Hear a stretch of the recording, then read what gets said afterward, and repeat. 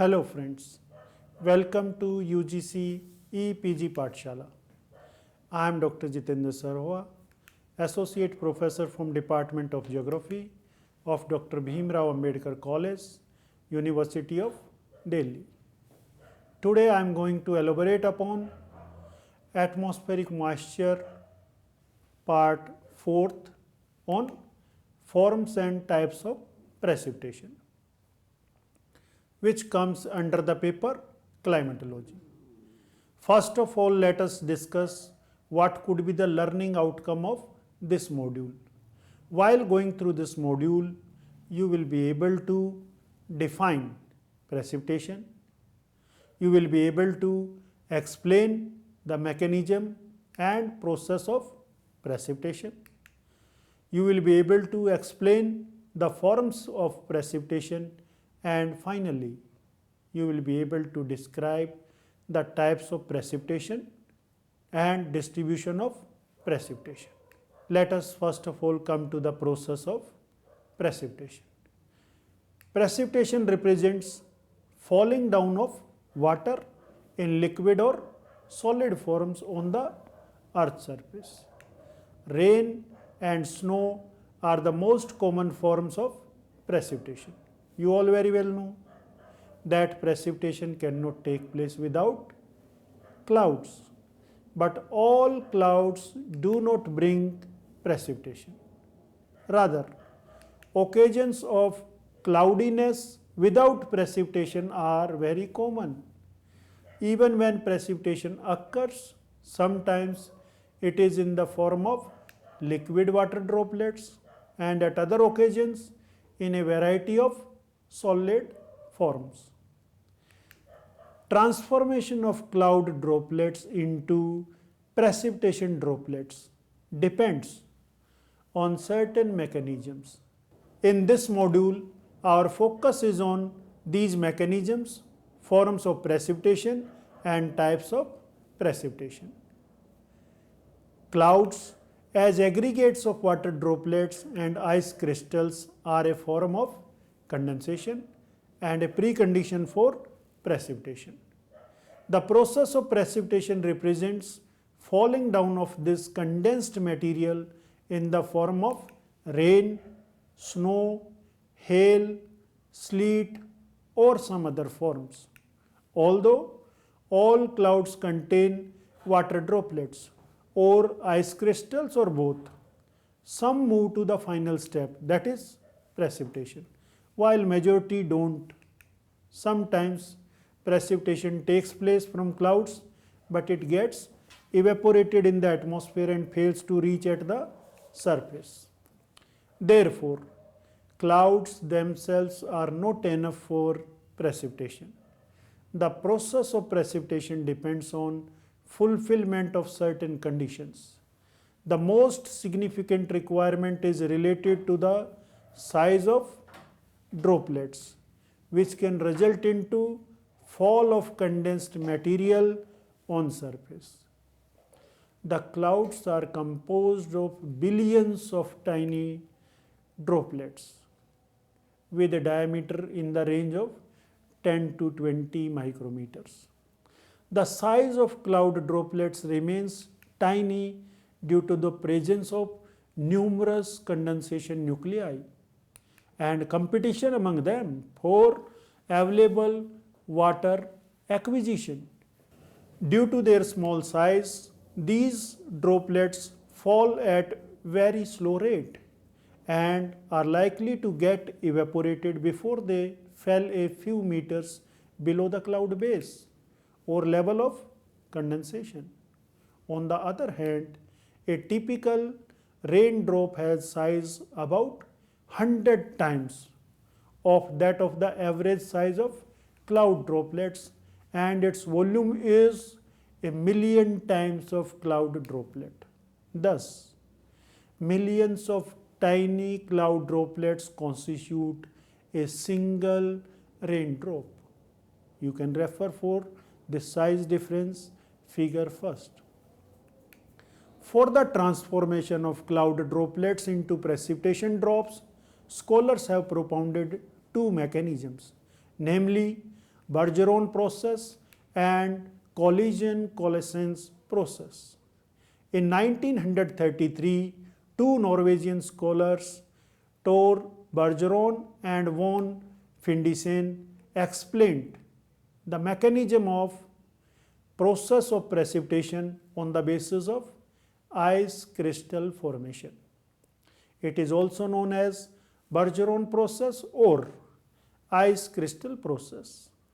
The Bergeron process involves ice crystal growth, which depends on the simultaneous presence of water in three states: water vapor, liquid as water droplets, and ice crystals. This process is based on two facts. The first one is the water droplets in a cloud are found in supercooled state, that is, as liquid even at sub-zero temperatures up to minus 40 degrees Celsius. And second, different values of saturation vapor pressure prevail over water and ice crystals. The supercooled droplets freeze when they come in contact with the freezing nuclei, which are limited in number as compared to condensation nuclei and are most active at minus 20 degree to minus 25 degrees Celsius temperature. Therefore, water vapor, supercooled water droplets and ice crystals coexist in cloud. As there are numerous condensation nuclei, the number of supercooled droplets is far greater than ice crystals. In fact, a single ice crystal is capable of rapidly transforming a cloud of supercooled droplets into an ice cloud due to variations in saturation vapor pressure at the same temperature. The saturation vapor pressure over ice crystals is lower as compared to supercooled water droplets. In the temperature range of minus 5 to minus 25 degrees Celsius, the vapor pressure variation is more than 0.2 millibar. It means when air is saturated, that is 100% relative humidity, in relation to supercooled water droplets, it is supersaturated with respect to ice crystals. For instance, at 20 degrees Celsius, when the relative humidity is 100% with respect to water, it is about 121% with respect to ice. As a consequence of vapor pressure variation, supercooled water droplets tend to evaporate, and sublimation or direct deposition of water vapor occurs on ice crystals. Over the period of time, the size of ice crystals increases rapidly at the cost of water droplets. The enlarged ice crystals often join one another and produce large size snowflakes, as can be seen in figure 2nd and part B of figure 3rd. These snowflakes, due to their weight, fall towards earth's surface in the form of raindrops, snow or hail, depending upon the temperature conditions of layer of air between the cloud base and earth's surface. Within the supercooled cloud, during their descent, ice crystals grow in size by intercepting cloud drops that freeze on them, and rimming occurs, and it plays significant role in hail formation. Sometimes these descending ice crystals break up and provide larger number of freezing nuclei for other droplets. The fast chain reactions produce glaciations in upper part of cumulonimbus clouds, and shape changes from cauliflower to anvil shaped. The ice crystal theory or the Bergeron process described right now explains satisfactorily the process of precipitation in middle and higher latitudes, but it fails to explain precipitation from warm clouds of tropical regions. Over tropical oceans, cumulus clouds of about 2500 meter thickness produce rains, though they have temperature on their top 7 degrees Celsius or above. Therefore, ice crystals cannot be formed and some other mechanism of precipitation operates in such warm clouds, and that is known as the collisions process. Collisions process idea was proposed by George Simpson and Mason.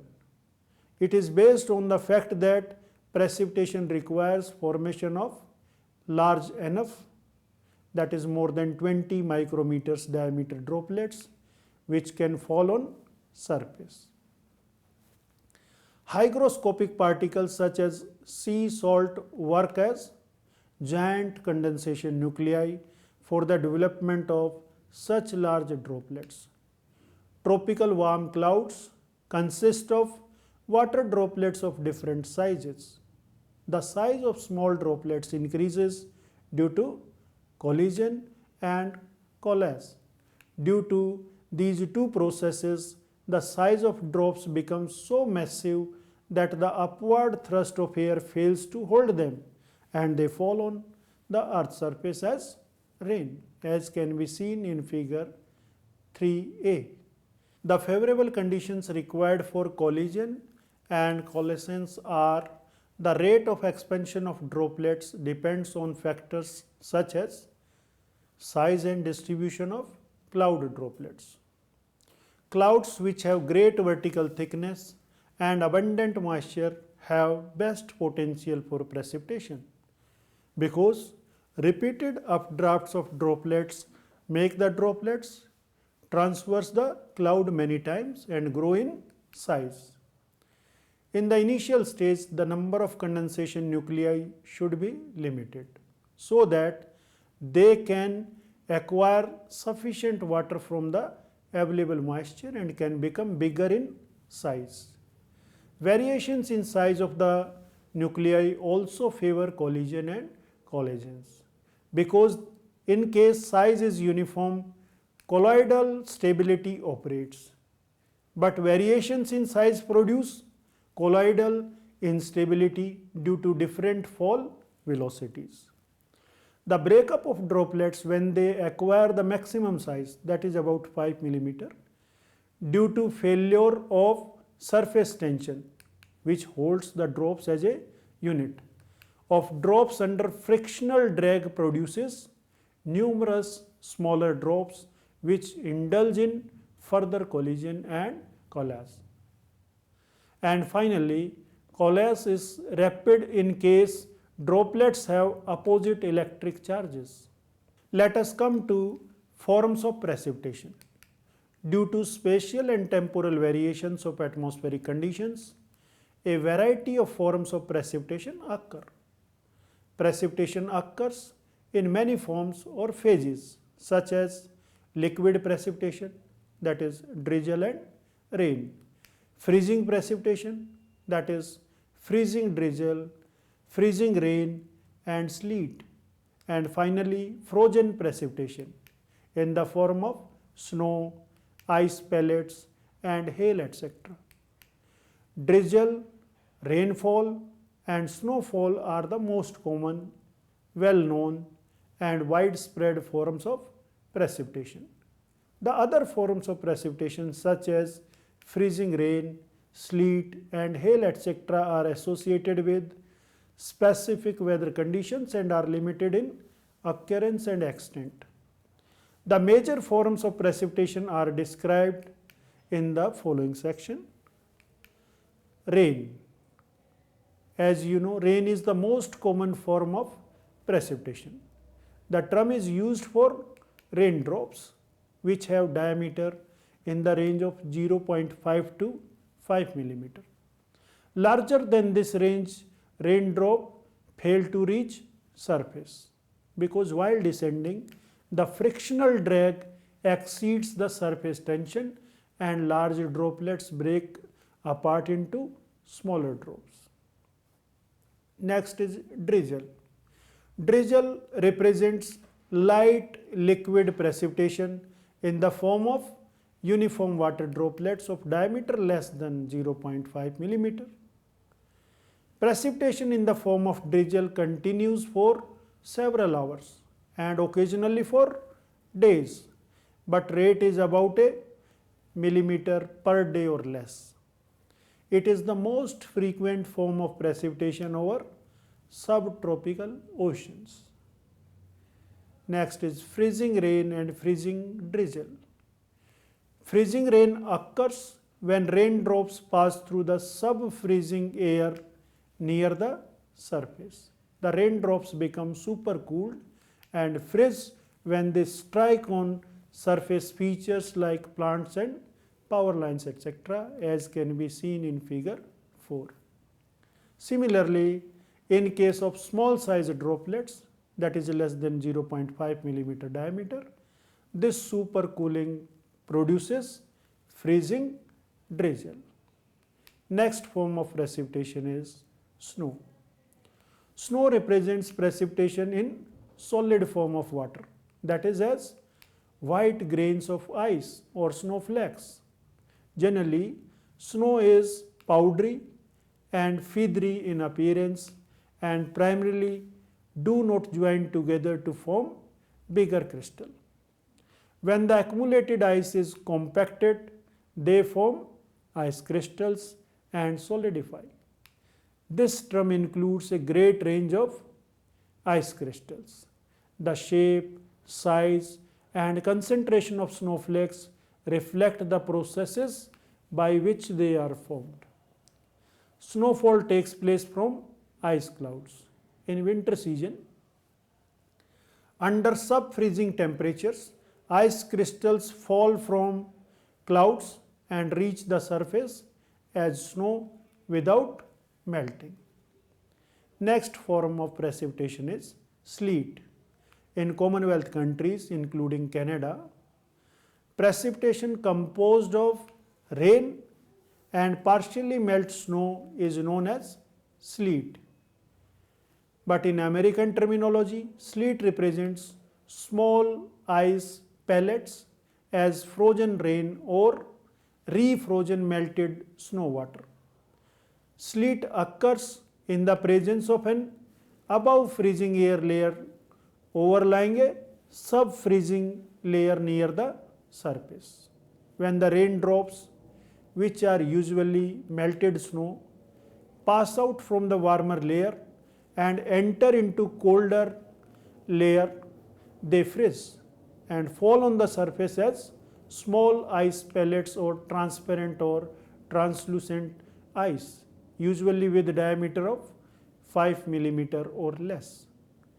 Sleet is predominantly a winter-time phenomena in middle and higher latitudes.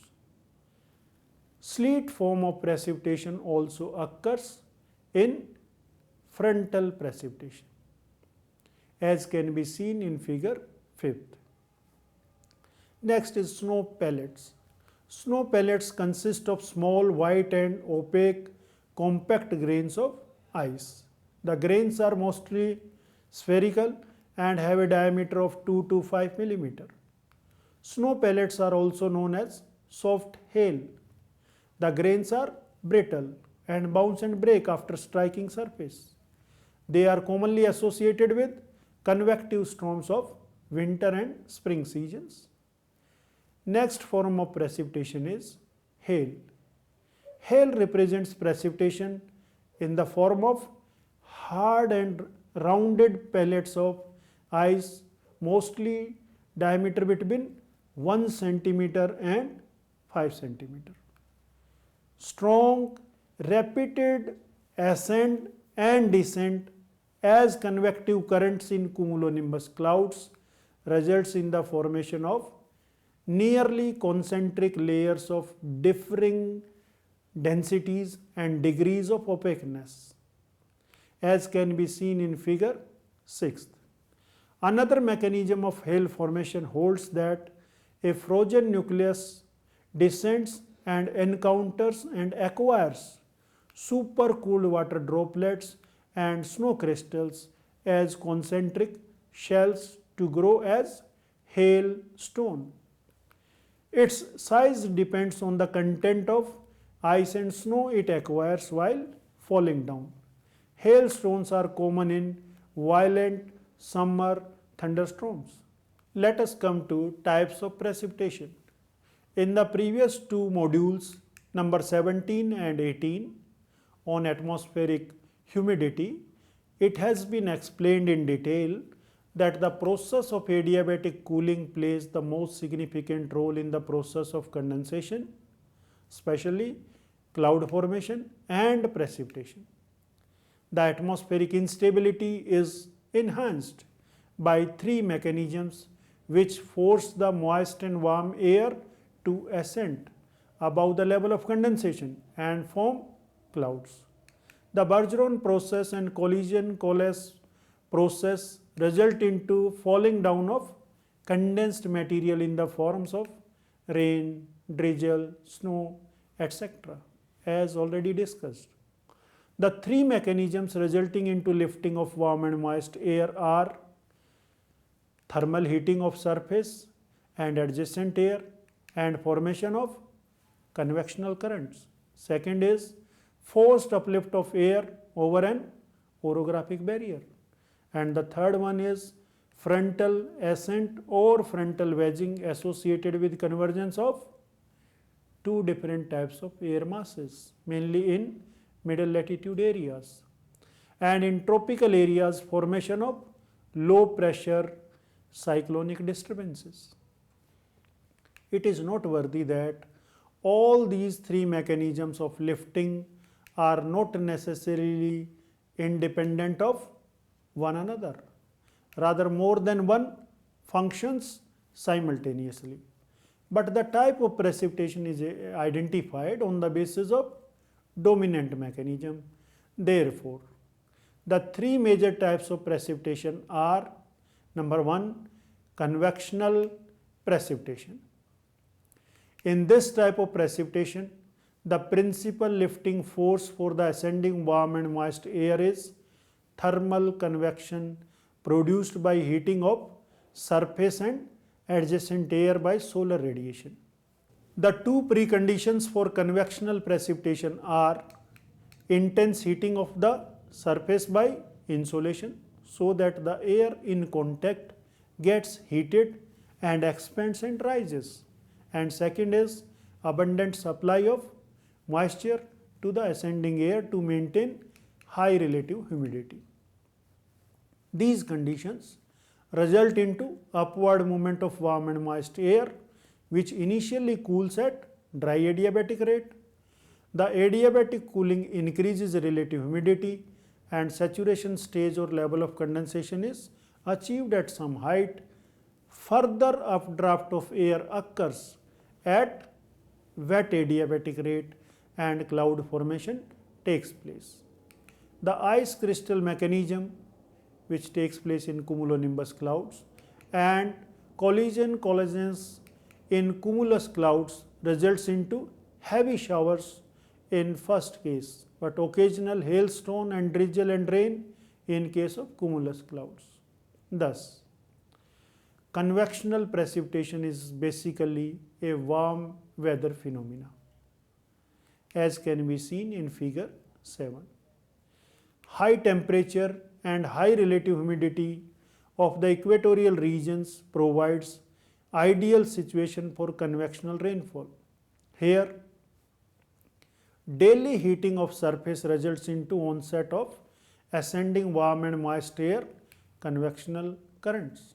Consequently, the sky becomes overcast by thick vertical cumulonimbus clouds by around 2 to 3 pm, resulting into complete darkness, heavy rains, lightning and thunder, and sky becomes clear by 4 pm and rainfall stops.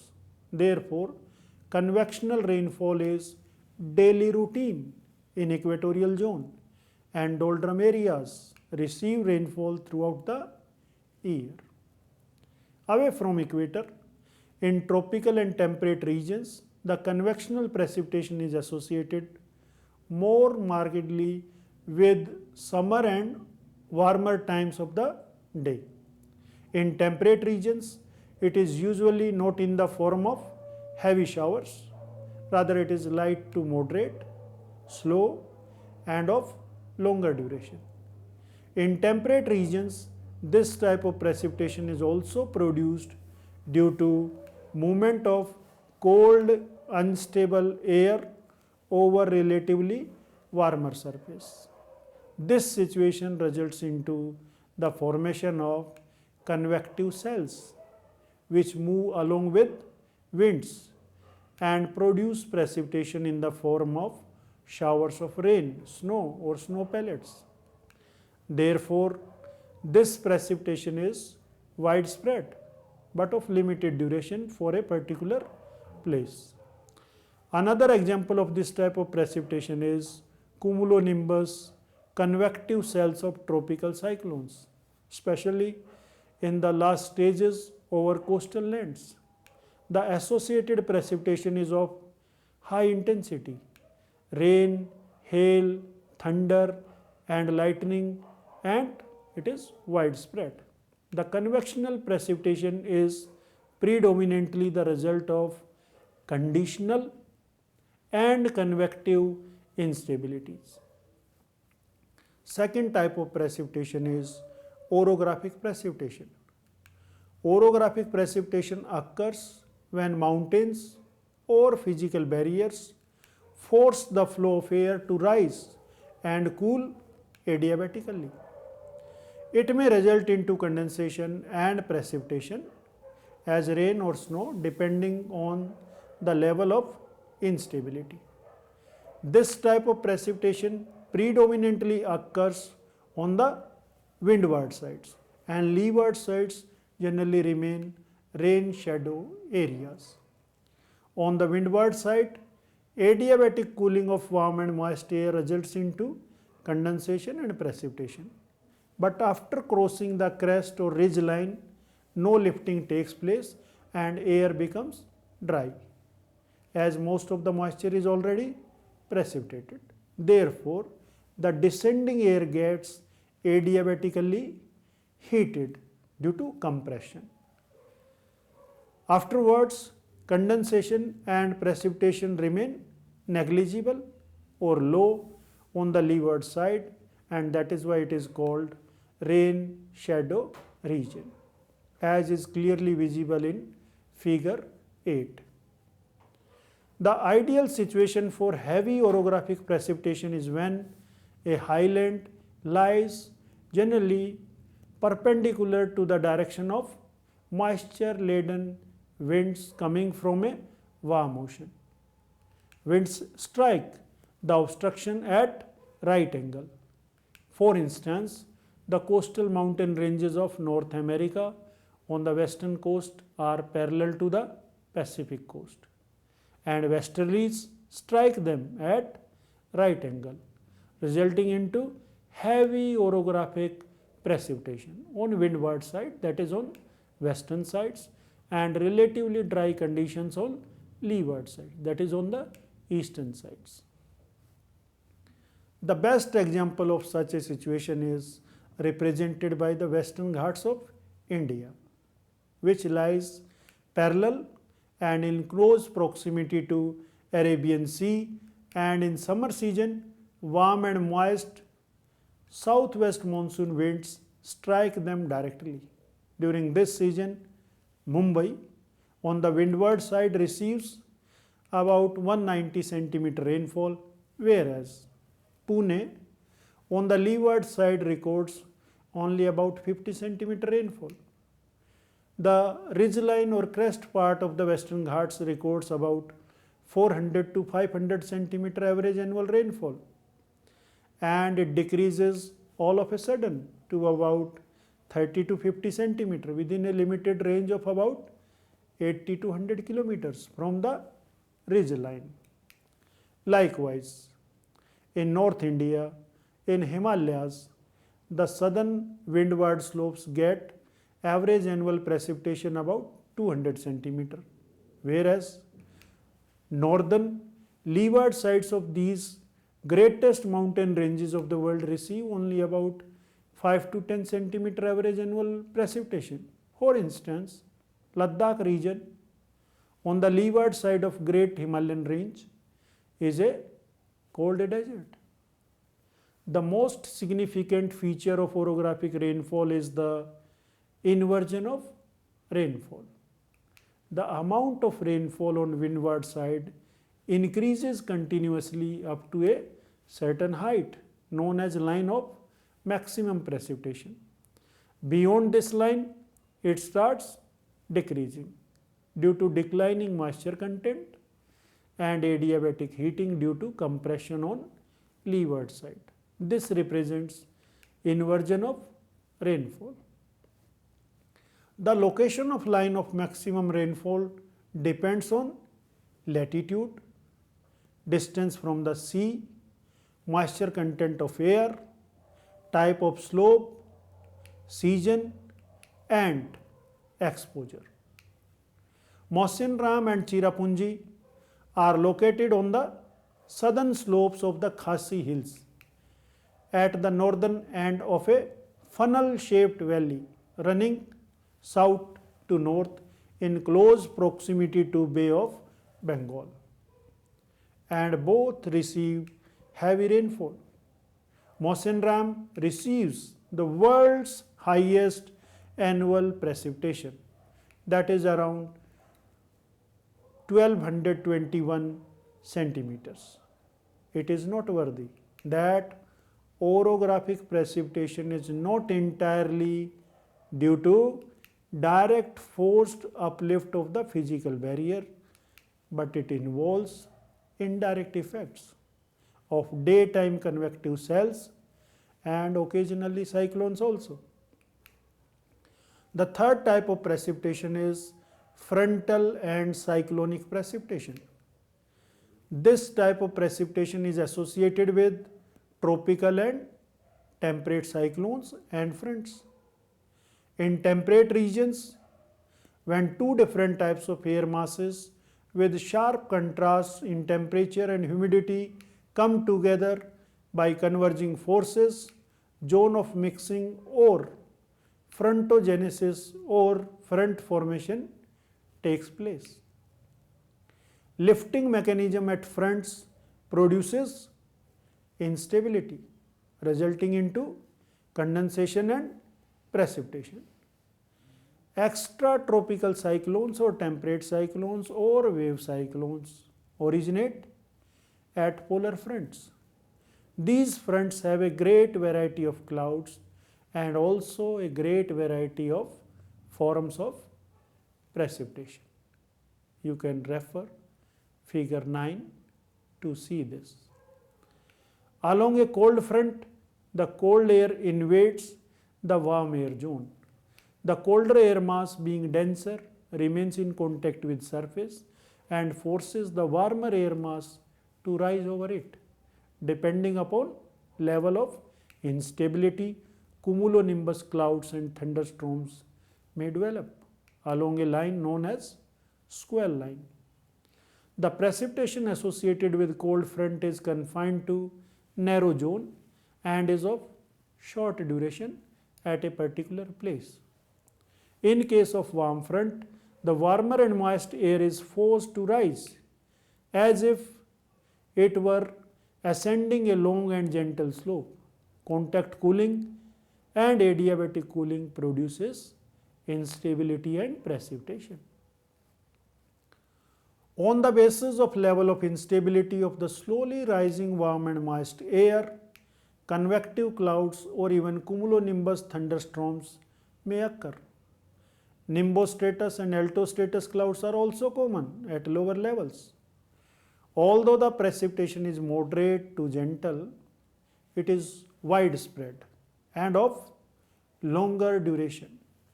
Therefore, the precipitation characteristics vary according to the type of fronts and stage of cyclogenesis.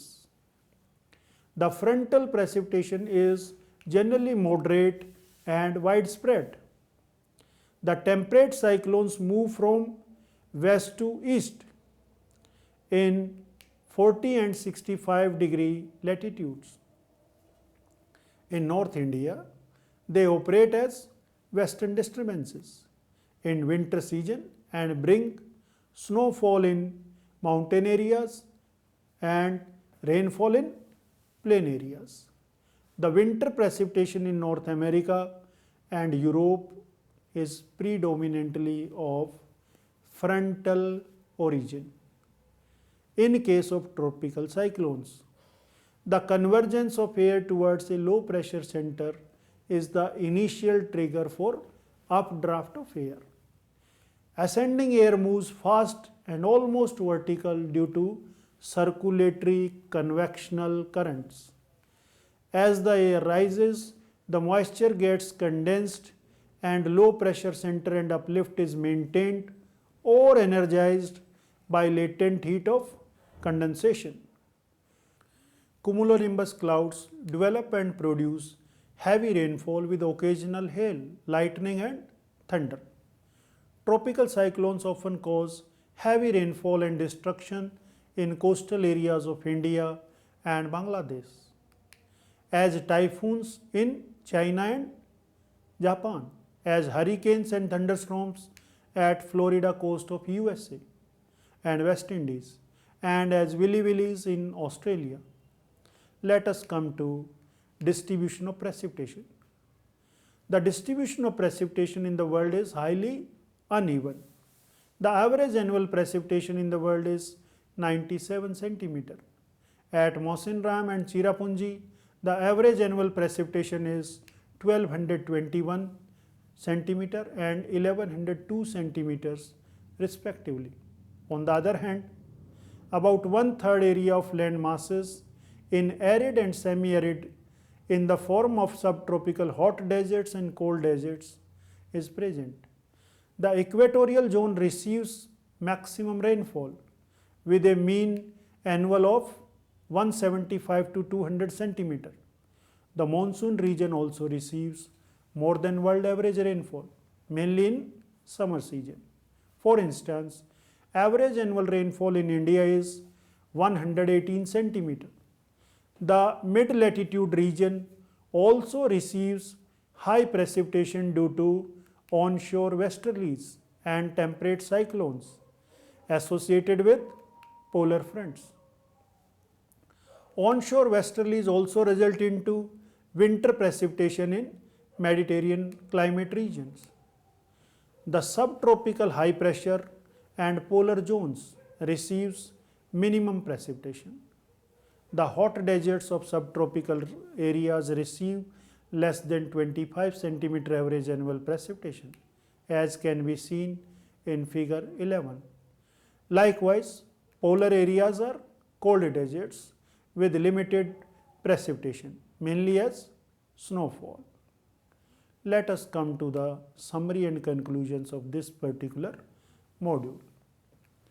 Most precipitation occurs ultimately from a combination of cooling processes which result into condensation or deposition or sublimation.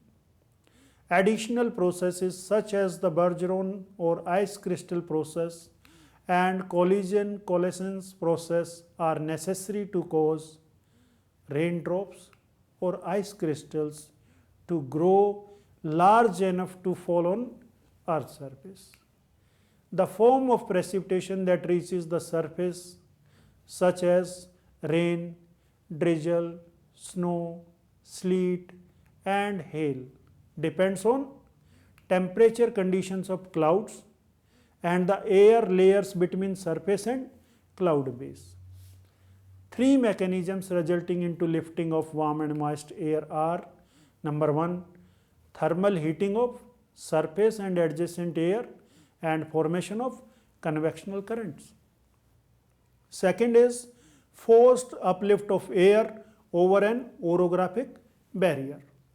And third one is frontal ascent or frontal wedging associated with convergence of two different types of air masses, and in tropical areas, formation of low pressure cyclonic disturbances. On the basis of these mechanisms, three types of precipitation are: number 1, convectional precipitation; number 2, orographic precipitation; and third one is known as frontal and cyclonic precipitation. It is noteworthy that all these three mechanisms of lifting are not necessarily independent of one another, rather more than one functions simultaneously. The world distribution of precipitation is highly uneven. That's all as far as this module is concerned. Thank you. Thank you very much.